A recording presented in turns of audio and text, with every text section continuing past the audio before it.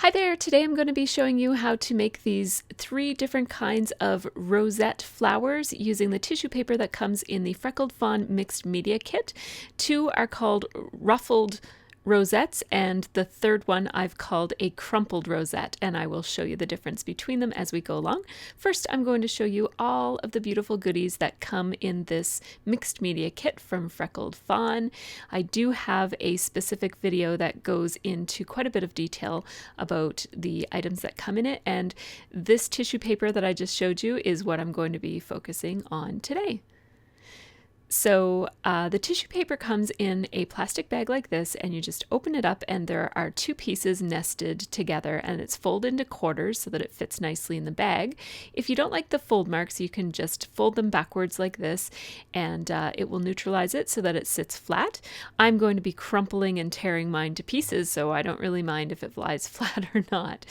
I'm just taking my paper trimmer here, and for each flower you will need 2 full-length strips. So I'm cutting the strips. The first 2 are 1 inch by 12 inches, the second 2 are 2 inches by 12 inches, and the third 2 will be 1.5 by 12 inches. That is the 5th and 6th strip that I will be using for the 3rd flower, that should say. So I am crumpling up the 4 of them that will have ruffles, and I'm leaving the one that will have a fanned type of rosette, I'm leaving uncrumpled. And I will show you a couple of variations on these rosette flowers as we go along. I'm making 2 different kinds at this point, and then I'll show you a couple of variations at the end when these are completed. So I'm just pulling out that crumple, and I wanted it even more crumpled, so I'm just crumpling it up even more, as you see. And the more you crumple it and the harder you rub it between your hands, the more fine the wrinkles get in the tissue paper. It looks really beautiful. So I took just my crumpled up 4 strips, so 2 of them are 2 by 12 and 2 of them are 1.5 by 12, and I brought it over to my sewing machine, and I realize you're not going to be able to see this at this angle, but I am going to change the angle for you. Oh, there we go. I did that quicker than I thought. There we go. So I just changed the angle so that you can see it a little bit better. And I think I'm going to change it even again. Yeah, I am. I'm going to change to a different tripod very shortly. So what I'm doing here is I am just, as I go, I'm sewing a little bit and then I'm wrinkling it up underneath of the presser foot.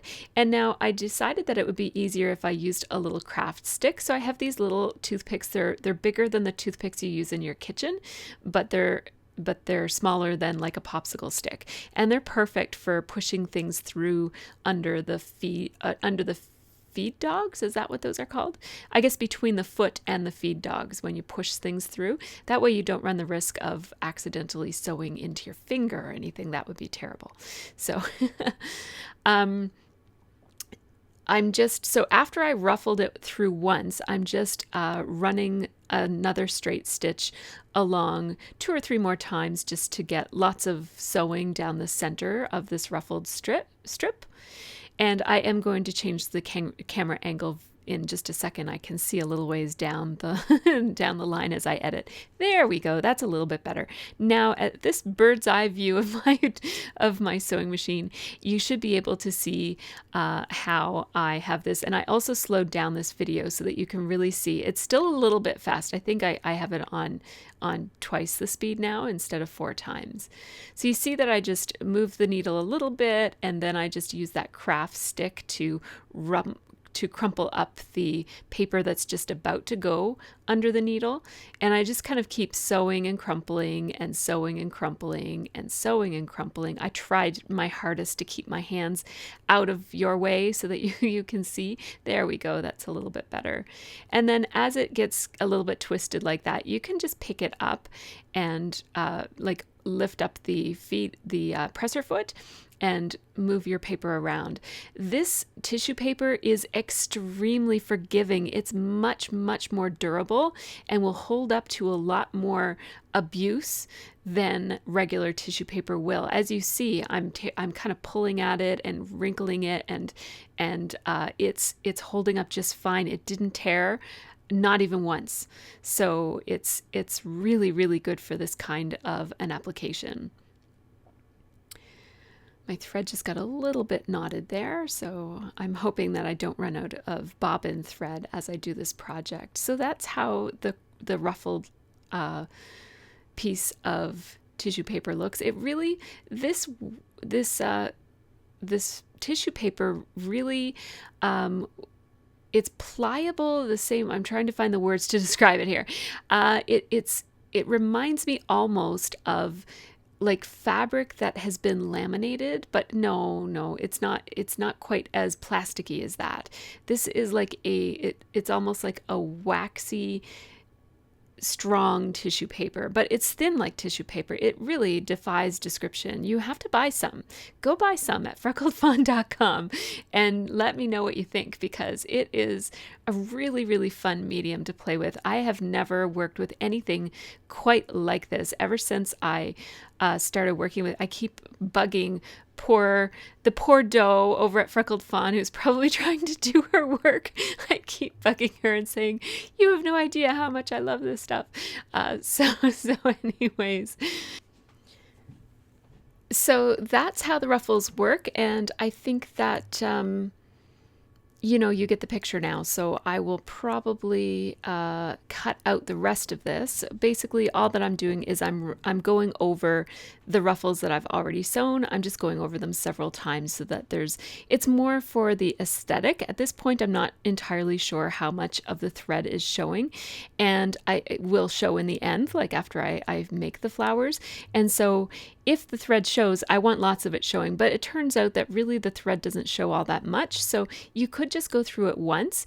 I will tell you though that if your thread tension is not tight enough, then the thread might be really, really loose in this ruffle, and it may actually like loosen up, like the ruffles might come undone if your tension is loose. So when I made these a second time, I had my tension set looser, and they were coming unraveled. Not coming unraveled, but they were just loosening up. Like the gathers weren't quite as tight as they were when I sewed them.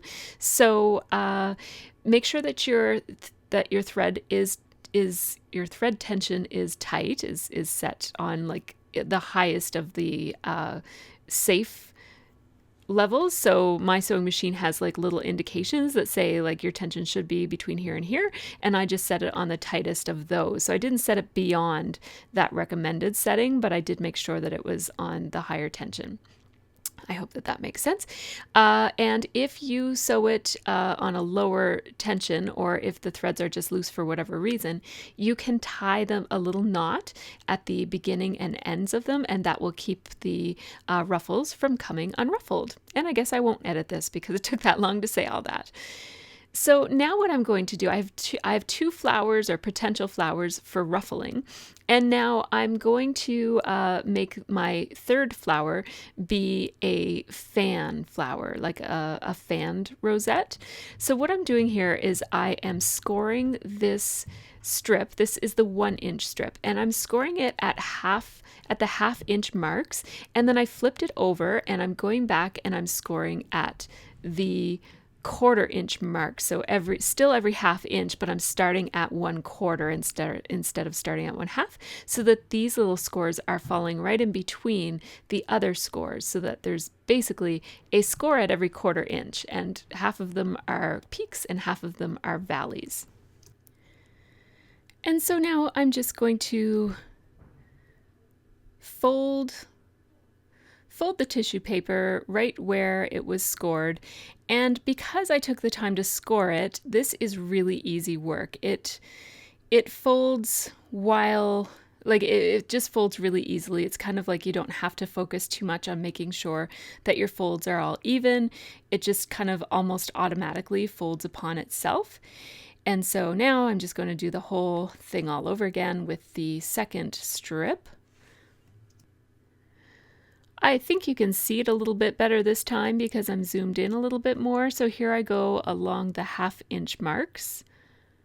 And really, this step is not necessary. It does make the folding quite a bit easier. So if you have a scoreboard, and so it just wasn't, I couldn't get my finger in there right. But now I'm just going back and I'm scoring on the 1/4 and 3/4 marks all the way along my scoreboard. So as I was saying, this step is not really necessary, and I'm not being too careful about, really, I could have just scored it without flipping it. Like, it doesn't have to be perfectly back and forth or perfectly spaced. You can just hand fold it if you don't have a scoreboard.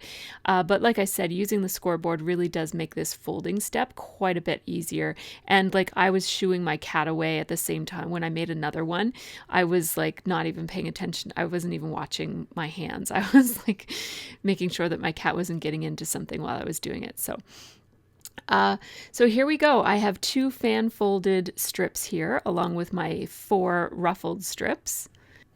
And now before I do anything with my ruffled strips or my fan folded strips, I need to cut myself some circles. And so I grabbed my small die cut machine. I use the Cuttlebug as my desktop small die cutting machine, and that's a Cuttle Kid. I might have called it a Cuttlebug, but it's a Cuttle Kid. It's designed for children, and but I like how tiny it is. It fits on my workspace really nicely, and that way I just save my big shot for bigger jobs that don't fit through my Cuttle Kid. So as you see, I just went into my scraps and I have a scalloped circle that's a little bit bigger than the stitched circle. They're both dies from Lawn Fawn, but a variety of different manufacturers make similar dies that you can nest together in different ways. And so as I mentioned, I just took a scalloped one and a stitched circle, and I cut them out of a variety of different scraps, going with the colors that are in the papers. I decided to do that blue one just to try it. And now I just used a punch because it's so much faster than using my die cut machine to make my bases. So those fancier cut circles will be my toppers to the flowers, so they'll be the finishing pieces, and then the striped yellow paper will be the bases of my flowers, so you won't see those at all. Now when you glue these 2 fan folded strips together, you want the pattern of peaks and valleys to be continuous, so you're gluing them together not so that 2 peaks are together or 2 valleys are together, but so that a peak and a valley nest on top of one another. So like this, just like that. So I don't know what I'm doing here, but oh yes, so I grabbed a piece of cardstock so that you could see better. I was afraid that maybe my mat was distracting, the lines on my mat. I just wanted you to be able to see, because this step makes the other step, the next step, much easier if this is, so you don't want it like that, you want it like that. Okay, just like that. We got it, Tracy. That's enough demoing. So now I'm just using a very small bead of glue here because I don't want this to be too bulky. So I put the tiniest little amount, just a small sliver of glue along this. And I'm using hot glue for this whole project because it dries so quickly and holds so well. You definitely don't want to use a wet adhesive for this because it will take forever for it to dry. You want something that catches and grabs instantly. So now, the reason I wasn't too particular and I said that it really doesn't matter if it's perfectly folded or perfectly cut or anything is because this is going to be a crumpled rosette. So I am not doing this perfectly. I'm not even trying to do it perfectly. And for me, the easiest way for me to do this is to put a big dab of glue in the center of my base. And then you see me, I just look, it's not even perfect at all. I'm just gathering them together and I'm just kind of like placing them in that pool of hot glue. See that? No rhyme or reason. It doesn't have to be perfect. Easy peasy. And so I have made these rosette flowers before in using a technique where I wanted them to be very perfect and lined up and very crisp and clean looking. But this time I want this one to look kind of beat up and old and a little bit vintage, I guess, or just weathered might be a better word. And so see what I'm doing now? I'm squeezing it. I'm taking my middle finger and my thumb and I'm squeezing the center. The glue is still, it's mostly dry, but I want it to really flatten out. I don't want this embellishment to be too two-dimensional. Those pinwheel flowers, the more traditional ones that aren't crumpled up like this, do tend to stand out a lot off of your layout, and I want this one to lay flatter than most. So I'm really pressing with my thumb and my middle finger there, and then see me just work the tissue paper. And because it's this mixed media, this Freckled Fawn Mixed Media tissue paper, it can handle a lot of, I was being very, very rough with it, and it can really handle that because it's a really tough tissue paper is what it is. It's tough. And then when I put the top on it, you saw me just put the glue there, and squeezing it down is really important because, like I said, I want this to be, it's not going to be a completely flat embellishment, but I don't want it to have quite as much dimension as your traditional pinwheel flower will have. So, or rosette. I think pinwheel and rosette, I use those two terms interchangeably, so that's what I mean when I say pinwheel. So now I'm going to use a very similar strategy on this 1.5 inch ruffle that I made. So I glued the two together, and then my cat's very curious, and then I glued it into a band. And now I'm just putting a pool of glue in the middle of one of my bases here. And now what I'm going to do this time is just, you can start anywhere and just start putting it into the glue. And the glue dries quickly, but it's not instant, so you can move things around a little bit if you work fast. And basically, I'm just, if you get all of the little edges glued down to the center, it will make a circle, and it'll be a ruffly, tattery looking circle. And look at that. That's my next flower. That's the ruffled rosette. So I've got the crumpled rosette, which is the fan folded one, and then this is the ruffled rosette. I'm just playing around with what center I want to use. I really like the orange one. It picks up so nicely on the orange in the pattern. Putting that topper on with hot glue really helps to solidify the whole thing so that none of those little flower petals will pop out. And then I'm just using some dimensional adhesive for the top layer on that flower center. And it's really pretty. I really like that flower quite a lot. And now I thought I would cut some leaves, and I'm going to cut them way too big for the flower. But I'm going to go ahead and use them anyways. I'm just hand cutting them and folding them a little bit, just to make them look a little rough. See, that's too big. But here I am just powering through anyways. I will tear those off and replace them with smaller leaves because it looks a little bit unbalanced there. But I do like that color, and that color goes with the blue that's in, or I guess maybe it's like a aqua green. Yeah, that's on these. The reason I picked the green leaf was because I planned to layer one of these vellum word stickers. And I'm sorry that I'm out of frame as I do this part, but I just adhered that phrase sticker onto a piece of cardstock and cut it out so that it wasn't see-through anymore. That way it will show up a little bit better as a layer on this embellishment. I added a little bit of glue, and now it's becoming clear to me that those leaves are just way too off balance. I thought I could make it work, but I thought, why make it work when I could just cut new leaves? So I'm going to make another one. This one says a beautiful day, and I will put that on my pinwheel flower. And really the embellishing part is one of the funnest parts for me. I have to say I really did enjoy making the flowers themselves, but deciding what to put on them is really quite satisfying because they start to come together and look really finished. I love that purple and orange together.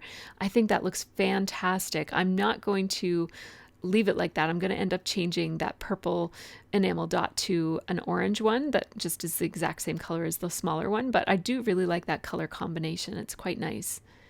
So here I am just hand cutting some more leaves. I'm sorry that I cut them out of Scream, but basically I just folded the paper in half and cut a half of a leaf shape, and now I'm just gluing them together, and that's a little bit better. Here I'm switching out the enamel dot. Just for the layout that I have in mind, I wanted it to not stand out quite so much with that purple enamel dot. And now here's the little crumpled rosette. So we've got a crumpled rosette and we have a ruffled rosette. And on the crumpled rosette, I am putting this heart that I punched out with my Stampin' Up! Heart to Heart punch and putting it in place. And I think I mentioned this in the process video. I did make a layout using this crumpled rosette, and I mentioned in that video that it would be a better idea. I'm putting glossy accents on the heart here to make it shiny and a little bit deeper orange color. And it would have been a better idea to do that before the heart was on the flower. It would have turned out a little bit better. It turned out fine as it was, but if you're really a perfectionist and you don't want any little imperfections at all in it, it would be more likely to be perfect if I had done that off of the flower and let it dry completely and then assembled it together. But this works too. No need to be perfect. And so there you saw for a second there those two flowers, and I will show them again at the end. But first I am going to make another bunch of these flowers, and I'm not going to show you the entire process, but I thought I would show you at least some of the process of making some more. So here what I'm doing is I think I cut 4 strips at 1 inch, and now I'm using my punch here, and I had already used my punch on this tissue paper another time before this that you haven't seen yet, and it actually worked quite well, and here it's not working well. And I think that the tip I have for you for using punches with this tissue paper is don't have the expectation that it be perfect. It's kind of, my goal here is for it to have just a rough scallop edge on it, not for it to be perfect. Now it turns out, I don't know what I was doing wrong, if I was holding it at a wrong angle or what, but that one didn't punch well at all. And the first punch or two of this one didn't punch well. And then suddenly it started punching really, really well right around here. And I think it's because I was just punching it really quick and crisply.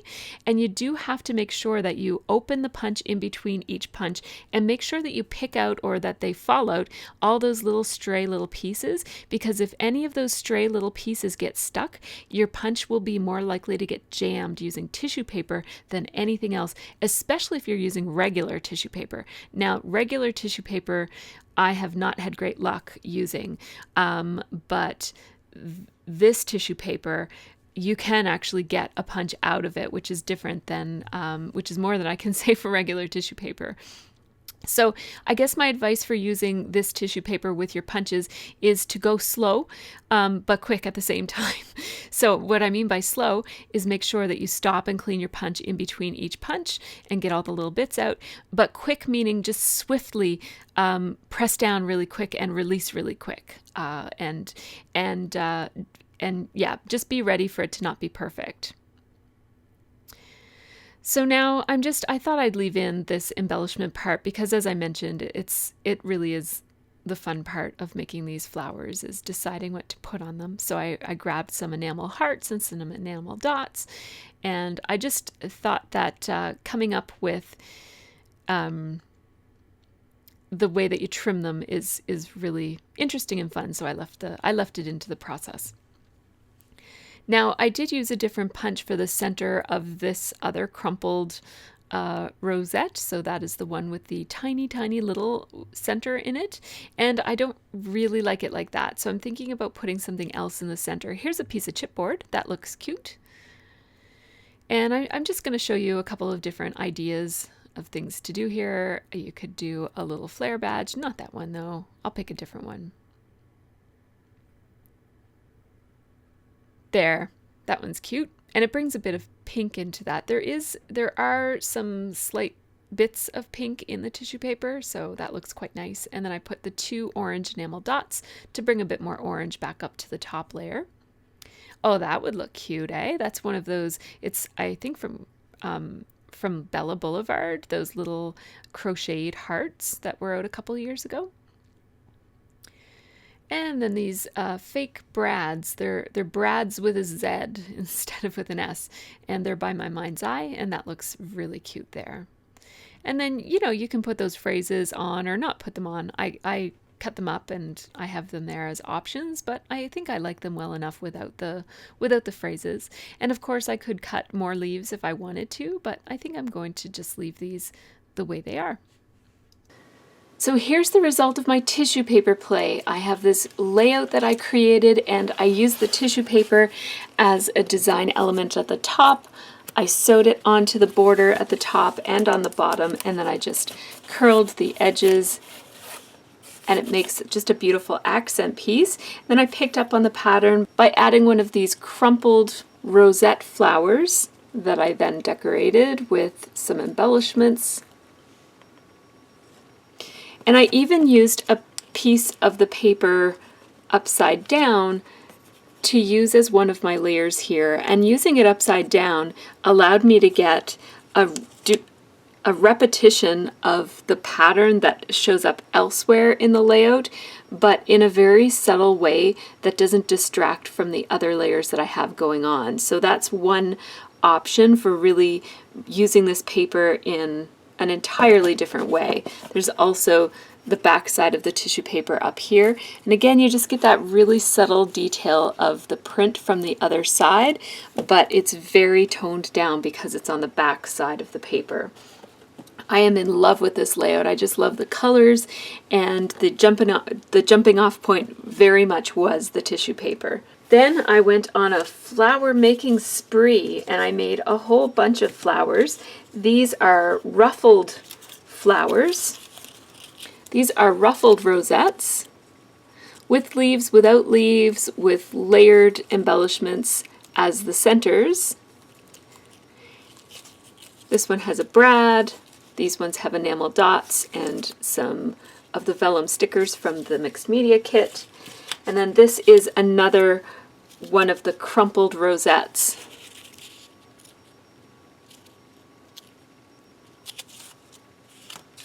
So these ruffles can be used just as they are, as a design element. They can be used as a strip, a horizontal or a vertical element, maybe anchoring some other elements on a page, or they can even be tucked in. Smaller bits of them could be tucked in between the layers, and that might look really nice as well. And this one came out pretty curved, and so it might be a way to add a nice curvy element to the edge of some layers on a project. The tissue paper wrinkles quite nicely, as you can see from this piece of paper right here. And it does accept mist quite nicely. This is a strip that has been misted with the yellow spray that came in the kit. This coloring's Mandarin Mai Tai. And it tears quite nicely. Gives a nice torn edge. And this is how it looks when it goes through the crimper. Very subtle. You can see it more on the back here than you can on the front. It's a very, very subtle look. And to get that look, I just put it through my crimper. I quite like that effect on tissue paper. It is just so subtle, but it just adds almost like a subtle stripe to the pattern. So thanks so much for watching this technique video that shows you some ideas on how to use the tissue paper that comes in the Freckled Fawn Mixed Media Kit. Take care and have a really great scrappy week. If you would like to order the Freckled Fawn Mixed Media Kit that includes this tissue paper, mist, and lots of other goodies as shown in my kit share video, please be sure to use the affiliate link below in this video. And if you come back to do your shopping another time and don't want to go through the trouble of looking for this video to find my affiliate link, it is also over on my website, which is MercyTiara.com. It's right there on the homepage over in the left-hand sidebar. So thanks so much for watching again, and have a really great scrappy week.